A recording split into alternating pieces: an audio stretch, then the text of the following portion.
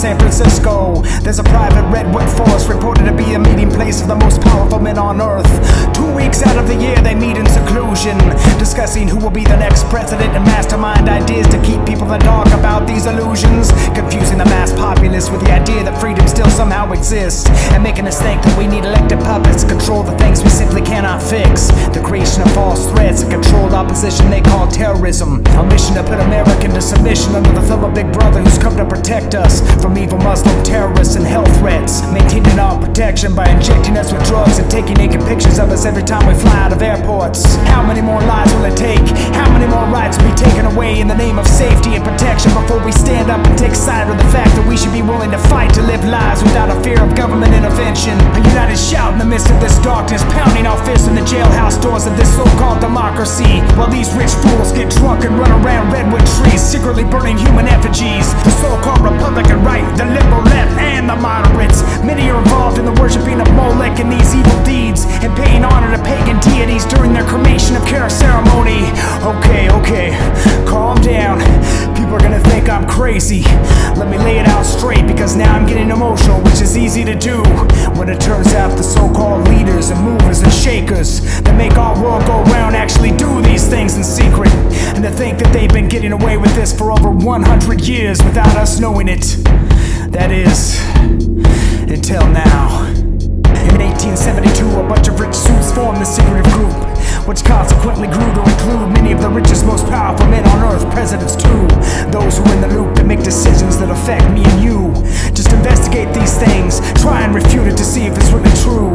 They originally gave tribute to a 50-foot Buddha statue, which has now been removed and reduced to a 40-foot pagan owl. Want proof? Look at the bird's eye view, blatantly laid out in the US Capitol. Zoom into the corner of the $1 bill to see their owl symbol, or in the logo of the National Press Club, corrupted with the blood spilled by murderous worshippers of Molech, aristocrats of many varieties, blasphemous, fiendish mercenaries, nefarious Luciferians, bent on a new world order, believing mankind can muster up the power to usher themselves into some sort of Aquarian age, using the lie of evolution to manage a new stage of elevated transhumanism based in DNA manipulation and pineal gland activation, opening demonic portholes and gateways. The Jack Parsons of today, preparing their Large Hadron Collider Stargate to initiate contact with entities outside our time and space domain, imitating aliens and agreeing to be seen as anything needed in order to corrupt and profane our brains and keep us enslaved, maintain the lie until the very end of days.